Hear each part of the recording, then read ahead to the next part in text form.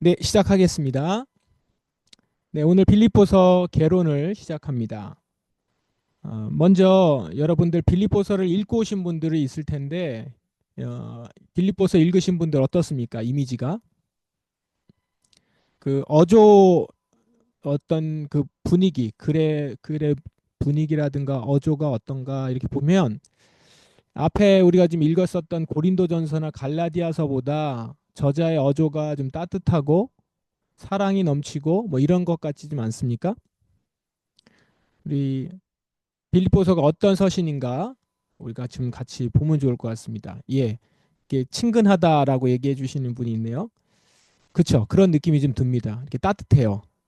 그래서 우리 바울과 이 빌립보 교인들 간에 굉장히 많이 친하다라는 느낌이 듭니다. 한번 확인해 봅시다.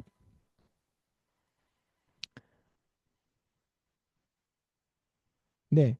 먼저 언제 어디서 부분을 먼저 좀 보면 빌립보서가 언제 기록되었는가 라고 하는 부분에 있어서는 이제 바울이 어디에 있을 때 기록했느냐에 따라 달라질 겁니다. 자, 빌립보는 여기 있어요. 여기 지금 동그라미로 쳐놓은 곳입니다. 마케도니아에 있는 도시입니다.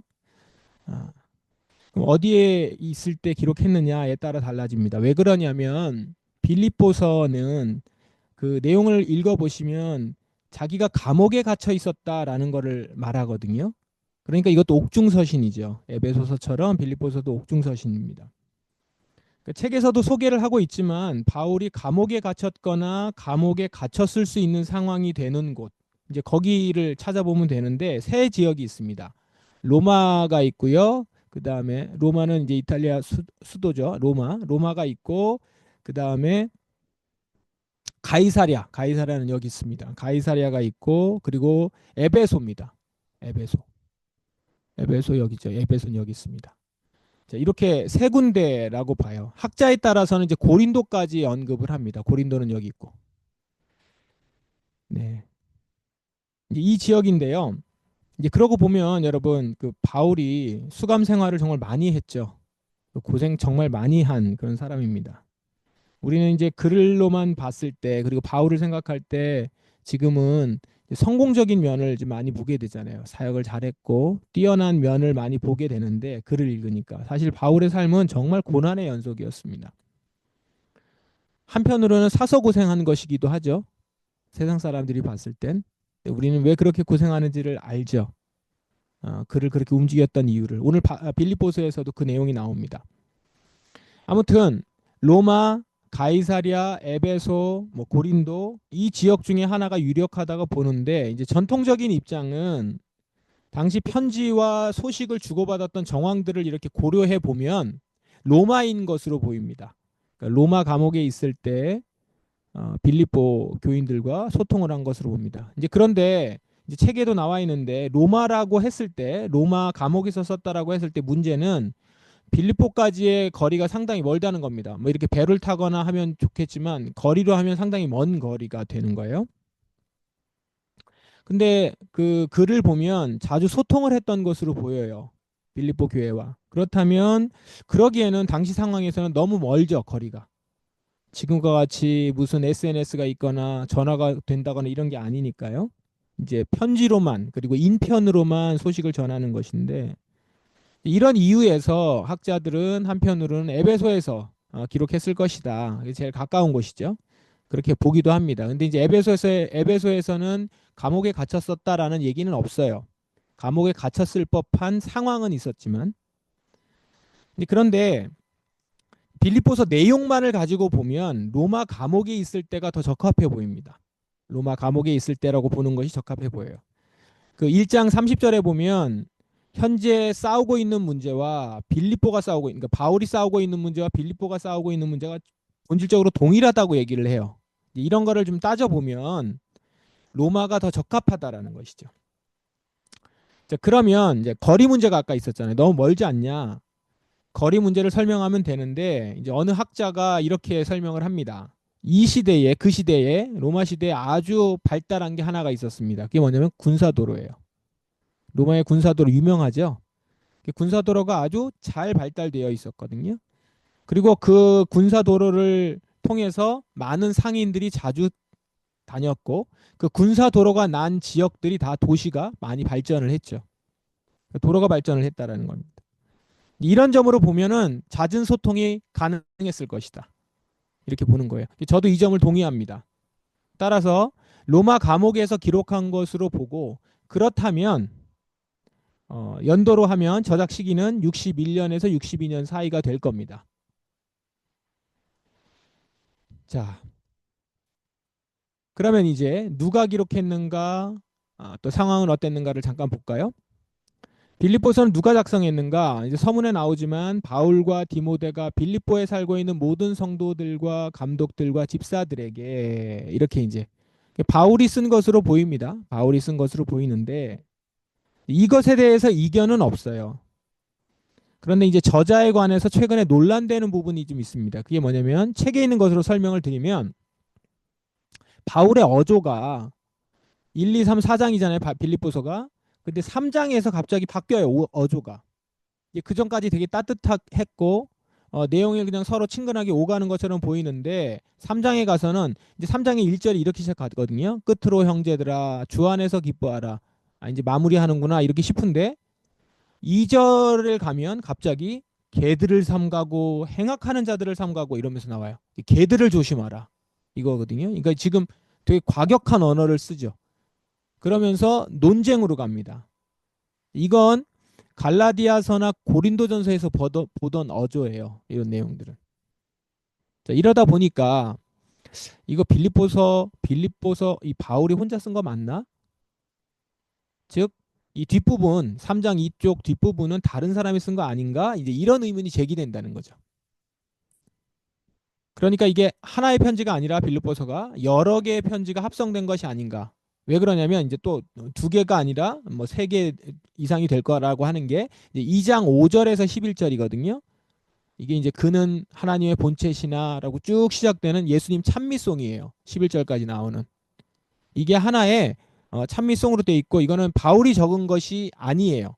그러니까 바울이 단독으로 자기가 적은 것이 아니라 이미 기존에 이렇게 이 찬미송을 부르던 게 있거든요. 그게 이제 들어가 있으니까 이거는 편집한 가능성이 높다. 이제 이렇게 보는 거죠. 이것에 대해서 추측할 수 있는 할 수 있는 추측은 바울과 빌립보 교인 간에 이제 친분이 있으니까 편지를 여러 번 주고받았을 거라고 보는 거예요. 그래서 두세 개의 편지가 합성된 것으로 보는 거죠. 바울이 보냈었던 편지들 중에 합성된 거. 뭐 이거보다 조금 더 나가는 사람은 바울의 제자, 뭐 디모데라든가 다른 제자가 바울 이름으로 썼던 몇 가지를 이렇게 섞어 놓은 것이다. 이렇게 보기도 해요. 우리가 이제 개론하면서 이 부분을 가끔 다루는데 이러시게 보기도 하는데 그러나 이제 내용 전개를 쭉 보면 우리는 계속 그쪽 방향과 관점으로 보죠. 내용 전개를 보면 바울은 어느 한 날 빌립보 교인들에게 편지를 쓰면서 종합적으로 하고픈 얘기를 한 것으로 보입니다. 그리고 지금 문제가 되는 일에 대해서도 함께 다룬 것으로 보는 게 적절해요. 그렇게 봐도 문제가 없으니까. 그러면서 필요한 내용들을 집어넣은 것이고 이제 그 2장 5절에서 11절 같은 경우도 바울이 쓴 것은 아니지만 바울도 알고 있고 빌립보 교인들도 알고 있었던 그 찬미송을 가지고 바울이 하고픈 얘기를 한 거죠. 그러니까 인용한 거죠. 말하자면. 자, 이 부분은 이제 뒤에 가서 다시 조금 더 얘기를 하도록 하겠습니다. 자, 그러면 빌립보 교회는 어떤 상황이었을까? 빌립보 교회는 어떤 상황이었을까? 이 부분을 좀 잠깐 보겠습니다. 빌립보는요, 아까 그 지도에서 잠깐 봤지만, 잠깐 지도를 보여드릴게요. 예, 이 지도에서 봤지만, 이 소아시아 지역으로 가고 있는 데 있어서 중간에 굉장히 중요한 역할을 하는 요충지입니다. 이 군사도로에 있어서.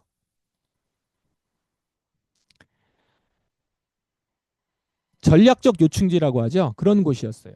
본래 빌립보는요, 마케도니아 왕조 시대에 필립 2세에 의해서 건설된 도시래요. 그래서 이름이 필립보라고 이름을 붙인 겁니다. 필립 2세가 지은 도시이기 때문에 필립보라고 지은 거죠. 이름에서 알 수 있었듯이 마케도니아 지역의 중심 도시였습니다. 큰 도시였던 거죠. 이제 그러다가 쇠퇴했다가 로마가 지배를 하면서 초대 황제인 아우구스투스, 그러니까 옥타비아누스죠. 빌립보를 재건합니다. 이제 알아본 거죠. 여기가 중요한 도시다라는 걸 알아본 겁니다. 그래서 재건을 하고 여기를 로마의 주요 군사 도시로 만들어요. 그런 다음에 여기를 아주 중요하게 해서 이 도시 자체를 격상을 시킵니다. 역할이 크다라는 걸 알고 그래서 이우스 이탈리쿰으로 지정을 해요. 그러니까 로마 시민권이 있는 자유 도시가 되는 겁니다. 자유 이탈리아거든요. 이게 이우스 이탈리쿰. 이게 뭐냐면 로마 시민권자가 되는 거예요. 빌립보에서 태어난 사람들은. 빌립보 시민들은 로마 시민인 거예요. 그냥 속국이 아니라. 그래서 당당히 황제에게 직접 호소할 수도 있고 지금 바울이 로마인이잖아요. 바울이 로마인이니까 이렇게 직접 황제에게 호소하듯이 지금 이 빌립보 사람들은 로마의 황제에게 직접 호소할 권리도 있고 특별한 이유 없이 신체를 구금당하지도 않고 자유를 누려요. 자유인인 거죠. 그리고 공물이나 세금 면제 그리고 로마의 총독의 간섭 없이 행적을 꾸릴 수 있는 특권도 주어져요. 그러니까 도시가 굉장히 높아진 거죠. 수준이. 게다가 특별하게 보호를 많이 받고 로마 황제가 좋아하고 특별하게 생각하는 도시인 거예요. 그러니까 분위기가 어떻겠습니까? 로마 황제에 대해서 굉장히 우호적이겠죠. 왜 그런 거 있잖아요. 어느 도시 가면은 그 도시에 그 지도자가 태어났다거나 지도자가 막 이렇게 발전시켜주면 지도자를 아주 높게 보는 도시 있죠. 우리나라에도 그런 도시들이 몇 군데 있잖아요. 그렇듯이 황제에 대한 충성심이 매우 큰 도시였습니다. 그러면서 황제를 주와 구세주로 섬기면서 구원자로 섬기면서 헌신했어요. 이렇게. 그걸 이제 황제 숭배 종교가 되는 거죠. 그것이 굉장히 융성했던 도시가 빌립보입니다. 자, 그런데 이 도시에서 예수를 주와 구세주로 섬긴다는 것 어떨까요? 그런 빌립보 도시에서 예수를 주와 구세주로 섬기는 거예요. 신앙생활하기가 쉽지 않겠죠. 그러니까 이우스 이탈리쿰으로 특권을 누릴 수가 있는데 이걸 정면으로 거절하는 신앙 고백인 거죠. 황제를 주와 구세주로 이렇게 인정하면서 살아갔던 도시에서 예수 그리스도를 주와 구세주로 섬긴다는 것. 지금 이 사회가 정치와 종교가 딱 나누어져 있는 사회가 아니에요. 정교 분리가 아닙니다. 로마 특권도 누리고 교회도 다니고 이런 게 아닙니다. 게다가 지금 이 교회가 주와 구세주로 섬기고 있는 인물이 누구예요? 30여 년 전에 로마에 의해서 처형당한 인물입니다. 예수. 그러니까 이건요. 빌립보 교인들에게 있어서는 아주 분명하고 단호한 신앙 고백이 없이는 가능하지 않은 일인 거죠. 빌립보 교회는 이방인 교회입니다. 유대인들이 많이 없고요. 거의 없고 이방인 교회입니다. 자, 이런 배경을 보면 빌립보에서 기뻐하라라고 하는 말이 많이 나온다고 해서 이걸 단지 그냥 내 마음의 어떤 기쁨, 신앙생활을 하는 데 있어서 기쁨을 잃지 말고 마음의 즐거움을 잃지 말라라는 내용의 주제가 빌립보서의 주제가 되기는 어렵죠. 왜냐하면 빌립보서에 보면 기뻐하라, 주 안에서 기뻐하라, 내가 다시 말하는 기뻐하라라는 것 때문에 이제 한편으로는 기쁨의 서신 이런 얘기를 많이 하거든요. 이 기쁨에 대한 얘기가 주제로 많이 부각이 돼요. 빌립보서에서. 그런데 단지 기뻐하라라고 하는 얘기. 그러니까 우리가 신앙생활에 있어서 기쁨을 되게 중요하게 여기는데 이제 그것만을 찾을 수 있는 서신서가 아니라는 거죠. 왜냐면 이 빌립보서 상황 자체가 사도 바울도 그렇고요. 지금 사도 바울은 옥에 있죠. 그다음에 빌립보 교회도 어, 그리스도를 믿고 살아가는 데 있어서 결코 좋지 않은 아주 어려운 상황에 지금 처해 있는 그런 도시의 교회라는 거죠. 자, 이런 배경을 가지고 빌립보서 전체 내용을 한번 보십시다. 우리 지난주 주일 성서전과 본문이 빌립보서 1장이었습니다. 그거 기억하세요? 우리 사랑이 나날이 풍성해지고 더 이렇게 퍼져나가고 성장해 나가고 그 가운데 선과 악을 분별하는 그래서 선한 것을 택할 수 있는 그 기도를 바울이 했잖아요. 그게 누구한테 한 거예요? 빌립보 교회를 위해서 했던 게 1장 내용이고 이번 주에 돌아오는 주일의 성서전과의 신약 본문이 빌립보서 4장입니다. 이제 빌립보서 1장 4장 사이에 우리가 수요 신약개론에서 빌립보서를 지금 보는 거예요. 이게 뭐 스케줄을 딱 맞춘 건 아닌데 뭐 이렇게 나와서 참 반갑기도 하고 이제 우리가 이렇게 주일과 연결해서 볼 수 있어서 너무 좋습니다. 자, 내용을 보시면 먼저 1장 1절에서 11절 인사말이 나오고 그다음에 그 빌립보 교인들과 사랑을 나누는 그런 내용입니다. 항상 우리 서신서에서 앞부분이 매우 중요하다고 말씀을 드렸죠. 빌립보서는 이제까지 나온 서신서 중에 가장 친근한 어투로 글을 시작합니다. 편지를 주고받는 이 양편이 상당히 친하고 친분 관계를 오래 가졌다는 생각이 들 만큼 내용이 그런 내용들이에요. 그래서 여기 보면 뭐 바울이 내 사도권을 주장한다거나 이러지 않아요. 그렇게 막 이렇게 경계하거나 긴장을 하거나 너희들이 나를 인정하지 않지만 나는 주의 사도로 주님께 인정받은 자 이런 얘기 하지 않아요. 오히려 자기를 그리스도 예수의 종으로 지칭을 하죠.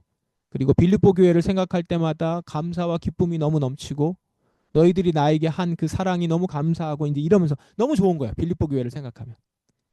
여러 교회들을 섬기고 여러 교회를 세웠던 사도 바울 입장에서는 빌립보 교회는 자기에게 위로가 되는 교회, 힘이 되는 교회.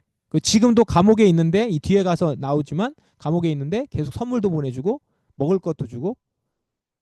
근데 이게 쉽지 않거든요, 빌립보 교회가. 그렇게 하는 교회이기 때문에 너무 감사한 거죠.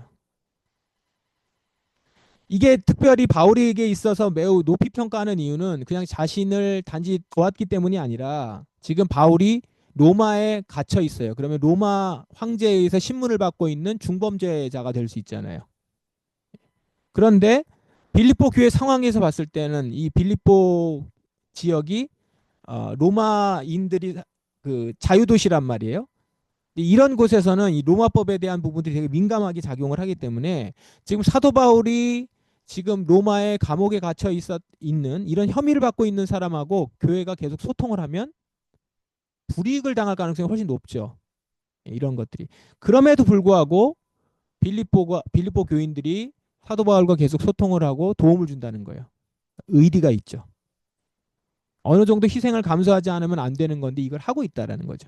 자, 그걸 생각하면서 한번 읽어보시면 사도 바울은 자기 개인적으로도 고맙지만 빌립보 교회가 너무 성숙한 믿음을 가지고 있고 굳건한 믿음을 가지고 있는 거죠. 그걸 개의치 않는 거예요. 왜냐하면 지금 저 사람의 그 가치를 아는 거거든요. 사도 바울의 가치를 알고서 지금 빌립보 교회가 돕는 거잖아요. 말씀 앞에서 교회 사명을 잘 지켜나가는 거예요. 이걸 바울은 높이 평가하고 있는 겁니다. 칭찬받는 교회. 너무 좋겠죠. 이 부분을 읽으면서 빌립보 교회 같은 이런 성숙한 교회, 이런 교회가 되길 원합니다. 이렇게 기도하게 됩니다. 12절부터 26절까지는 이제 현재 바울이 자기가 처한 상황 그걸 나눕니다. 투옥된 상태를 얘기를 하고 있는데요. 자신이 지금 투옥된 것에 대해서 교인들이 걱정을 하고 있지만 이거는 복음을 전하는 데 있어서는 오히려 잘된 일이다. 이걸 밝히고 있어요. 그러면서도 이렇게 얘기합니다. 물론 당신들이 기도하고 있기 때문에 풀려날 것 같다. 내가 풀려날 것 같다. 자기도 그러기를 희망한다. 그러면서 근데 거기에만 머물지 않아요. 그러나 사실 어떻게 되든 관계없다. 살든지 죽든지 즉 석방되든지 그냥 처형되든지 사는 것은 그리스도시니 나에게는 모든 것이 유익하다. 이렇게 고백을 해요. 그러니까 나도 당신들이 기도하는 것처럼 살기 원합니다. 그리고 살 것 같아요. 그러나 사실 그건 관계없어요. 내가 죽든지 살든지 정말 사는 것은 그리스도시니까 나는 모든 것이 유익합니다. 이렇게 얘기하는 거죠. 이제 이 얘기를 빌립보 교인들과 이렇게 나눌 수 있는 거예요. 지금 이렇게 나누는 거죠. 자기의 상황을 속 깊은 얘기를 나누는 겁니다. 이 말 자체는 사도 바울이 개인적인 신앙 고백이기도 하지만 지금 비슷한 상황에 처해 있는 빌립보 교인들에게 힘이 되고 도전이 될 거예요. 그러니까 하는 얘기겠죠. 그러니까 잘 보세요. 고린도 교회랑 소통했었던 내용들을 보시거나 갈라디아 교회랑 얘기하는 거 보시면 갈라디아 교회 같은 경우에는 자기 얘기, 사도 바울 얘기를 들을 지금 상황이 아니야. 교회 자체가. 그러니까 거기에 대해서는 지금 교회에 생기고 있는 신학적인 문제에 대해서 막 쏟아붓고 있죠.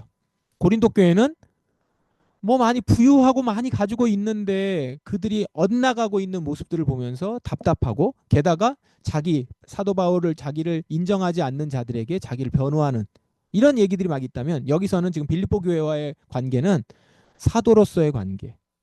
그리고 자기가 가지고 있는 믿음에 대한 부분들을 이렇게 속 시원하게 털어놓고 이걸 털어놓을 때 빌립보 교인들에게도 힘이 되고 도움이 된다라고 하는 관계인 거죠. 그러니까 서로에게 얘기하면서 힘이 되겠죠. 그래서 바울이 힘주어서 얘기합니다. 자기의 개인적인 신앙 고백이기도 하지만 비슷한 상황에 처해 있는 빌립보 교인들에게 혹 당신들이 기도한 것처럼 내가 풀려나지 못하더라도 관계없는 거예요. 기도가 안 들어진 것이 아니라 사나 죽으나 사는 것은 그리스도시니 괜찮습니다. 이렇게 얘기하는 거죠.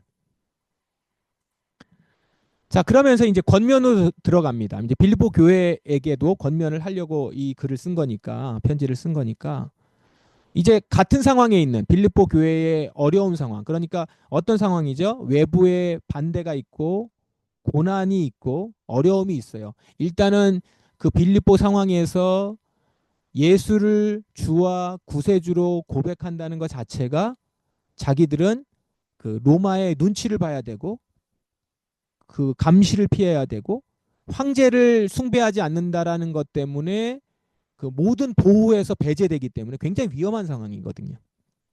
그러니까 지금 사도 바울이 죽을지 안 죽을지 모르는 것과 같은 비슷한 상황인 거죠. 그들에게 지금 권면을 하는 거거든요. 그들에게 얘기하면서 뭘 얘기하냐면 그 상황에서 하나가 되라. 그리고 이렇게 고백하라라고 얘기를 해요. 근데 하나가 되라 얘기하면서 겸손으로 서로 사랑하는 걸 하나 된다라고 얘기합니다. 근데 겸손으로 서로 사랑하는 것이 어떤 거냐? 그 본이 되는 분이 누구냐? 예수 그리스도시다. 그러면서 이제 아까 말씀드렸던 이 유명한 얘기가 나오는 거예요. 그 빌립보서 2장에 있는 그런 내용인 것이죠. 그 2장의 5절부터 내용이죠. 너희 안에 이 마음을 품으라 곧 그리스도 예수의 마음이니 그는 근본 하나님의 본체시나 쭉 얘기 나오는 것. 여기 나오는 예수 그리스도에 대한 이게 이제 그 교회에서 고백하는 찬송시인데 그거를 인용하면서 사도 바울이 이 고백에 나오는 예수 그리스도 이 고백에 나오는 예수 그리스도처럼 너희도 낮아져서 서로 사랑하라 라고 얘기를 해요. 여기에 이 찬송시는요 사실상은 원래는 예수 그리스도가 가장 높으신 분이다 이게 이제 목적이에요. 그걸 찬양하는 건데 가장 높으신 분이 가장 낮은 데까지 오셨다라고 하는 과정이 있어요. 그 과정을 조차 살아가면 너희들도 그렇게 살아가면 주님께서 나중에 높여주실 것이다. 이제 이것이 같이 들어있는 거거든요. 이거를 사도 바울이 얘기하면서 너희들 서로 그렇게 사랑하고 섬기며 살아가라.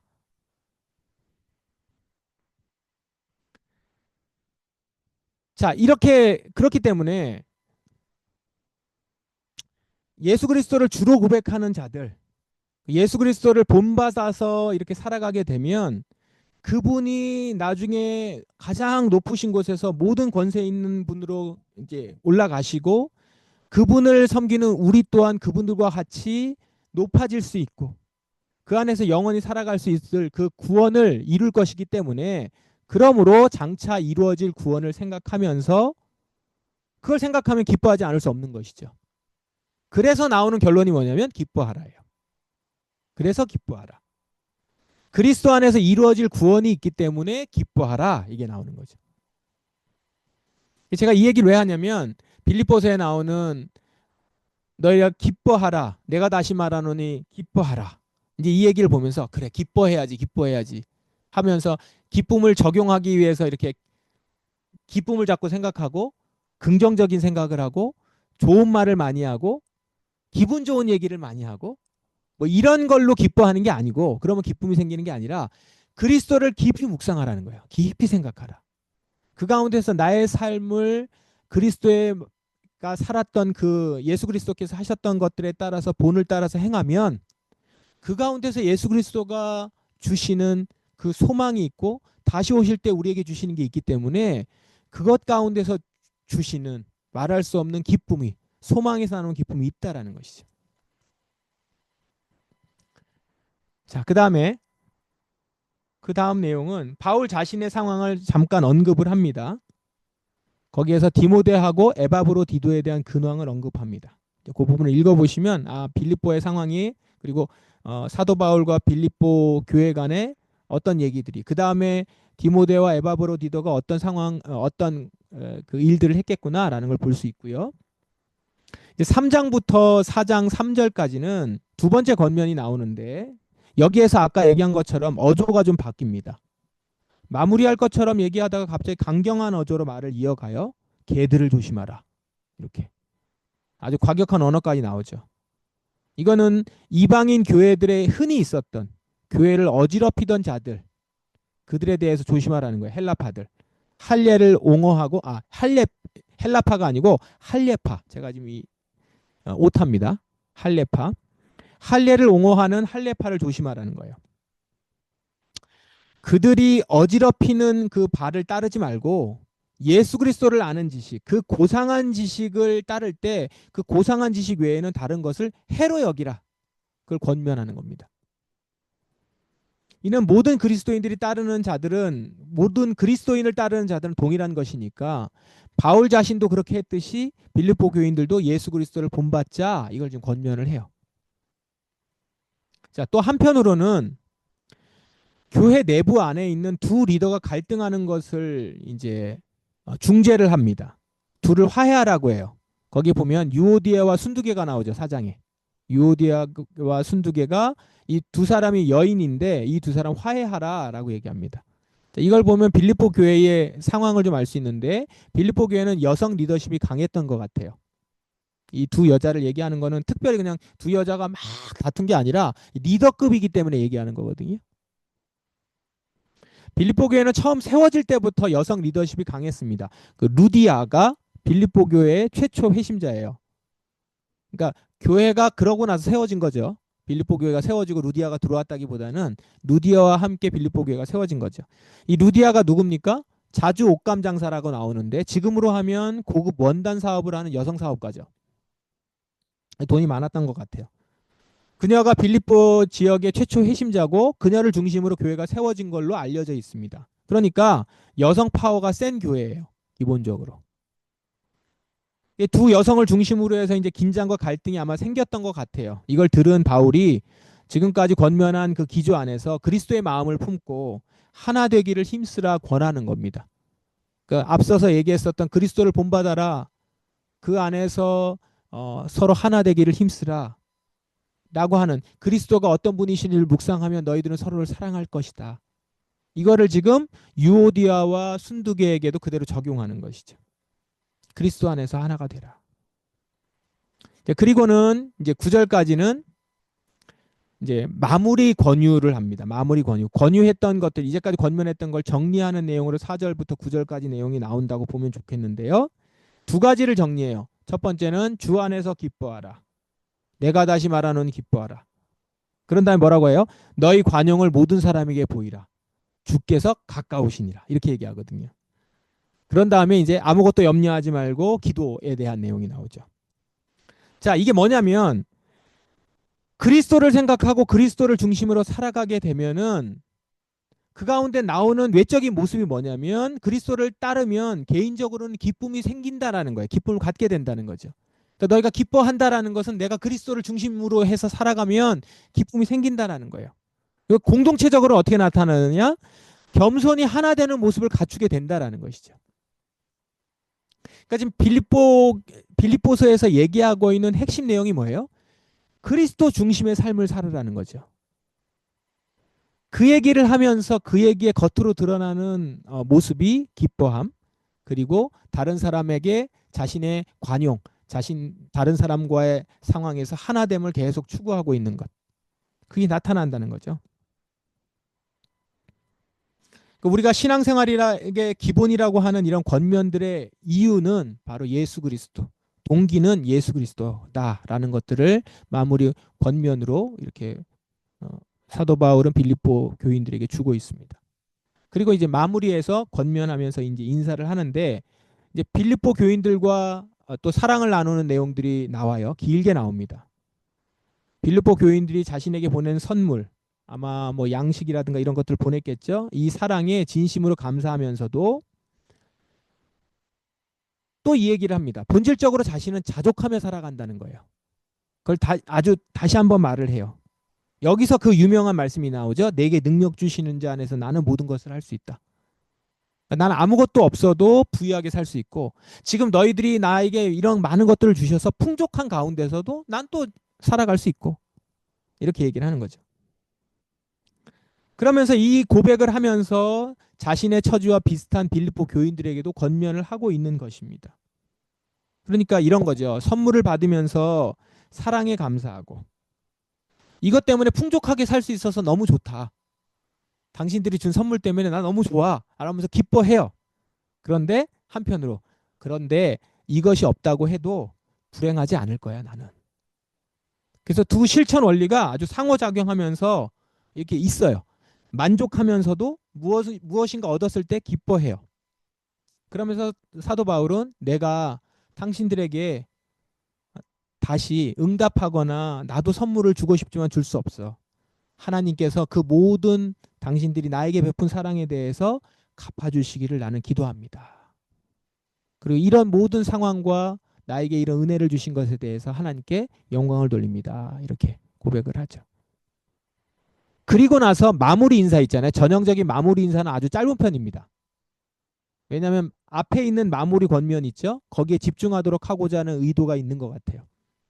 그래서 사도 바울과 빌립보 교회 가운데 나누는 그 이야기와 그 권면이라든가 인사들은 그리스도 안에서 자기가 지금 누리고 있는 것 그리고 빌립보 교회도 그걸 누리고 있고 계속 누려야 되는 것에 대한 얘기들을 하면서 인사를 나누죠. 아주 깊이 있는 교제를 하고 있는 거죠. 영적 교제를 하고 있는 겁니다. 그렇게 우리 그리스도만 바라보자라는 거예요.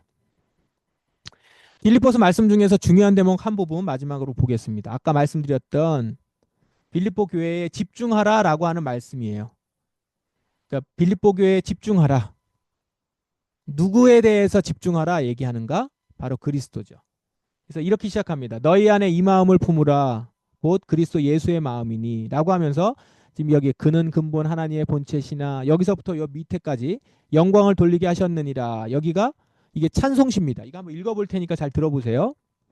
그는 근본 하나님의 본체시나 하나님과 동등됨을 취할 것으로 여기지 아니하시고 오히려 자기를 비워 종의 형체를 가지사 사람들과 같이 되셨고 사람의 모양으로 나타나서 자기를 낮추시고 죽기까지 복종하셨으니 곧 십자가에 죽으십니다. 예수를 묵상하는 겁니다.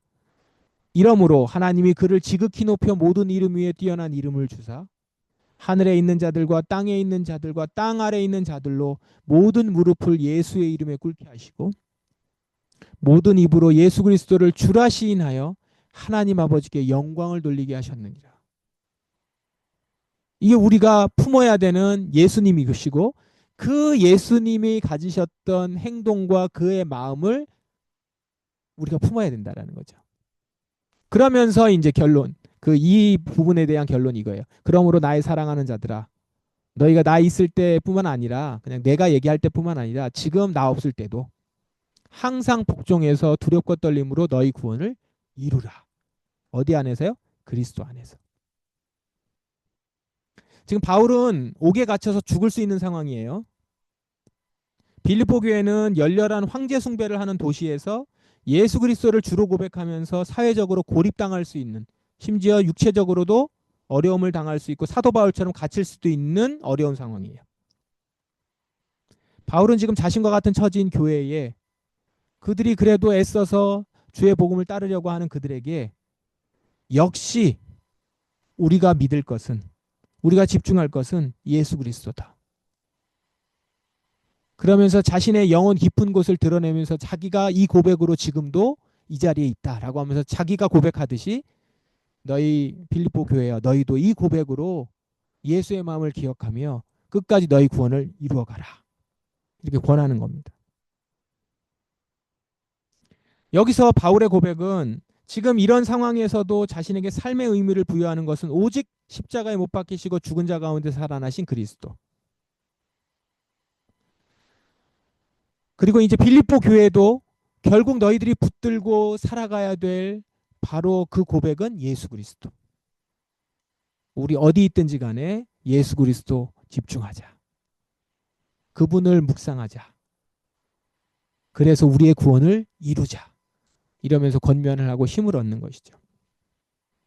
그 앞에서 자신의 종교적 유익들 포기하고 그리스도를 아는 것과 비교했을 때 다른 모든 다른 지식들은 세상의 쓰레기로 여기게 되고, 그러면서 우리는 이 신앙 고백 안에서 그리스도께만 집중하는 모습인 것이죠. 그리고 그 고백을 가진 자들, 이 예수 그리스도를 고백하면서 구원을 이뤄가는 자들, 그 고백 안에서 기뻐하라. 그리고 서로 섬기며 하나 되라. 그리스도를 집중하는 가운데 나타나는 두 가지를 이제 빌립보 교회에 권하는 겁니다. 그렇게 바울은 이 편지에서 그리스도에게 집중하면서 빌립보 교회에 힘을 주고, 동시에 사도 바울도 지금 자신의 상황에서 믿음을 굳건하게 하는 계기가 되는 것이죠. 자, 우리도 이제 지금 이 둘 사이에 편지가 오가면서 하고 있는 이 고백이 이제 우리에게 주시는 고백이잖아요. 우리에게 주는 편지잖아요. 주님께서 우리에게 이 빌립보서를 통해서 지금 이 시대를 살아가고 있는 우리에게 주시는 거란 말이죠. 여러분들이 어느 상황에 처해 있는지, 우리 교회가, 이 공동체가 또한 이 세상에서 지금 어느 위치에 있는지 한번 보시면서, 이 빌립보 교회처럼 딱 맞을지 안 맞을지는 모르지만 우리도 동일하게 결국 우리가 집중하고 우리가 붙들어야 되는 고백은 이거라는 것이죠. 너희 안에 이 마음을 품으라 곧 그리스도 예수의 마음이니. 이 고백을 하면서 우리는 사랑하는 자들, 두렵고 떨림으로 구원을 이뤄가는 자들이라는 거죠. 이 공동체. 그래서 이 2장 5절에서 12절 이 고백은 전통적으로 그 성탄 때 많이 고백을 했고, 그 다음에 예배 때마다 고백했던 교회들도 있다고 해요.